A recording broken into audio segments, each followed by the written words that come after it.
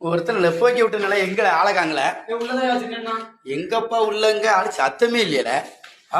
நான் குதிரை கிடக்கு, வாளி இருக்கு, மேலதான்ல விட்டேன் ஆளகாங்கலையில. எங்கனுக்கா வேலைமா படுத்துக்கிற மாதிரிலாம் இருக்கு. என்னல வேலைக்கு வந்துட்டு தலைவலிக்க,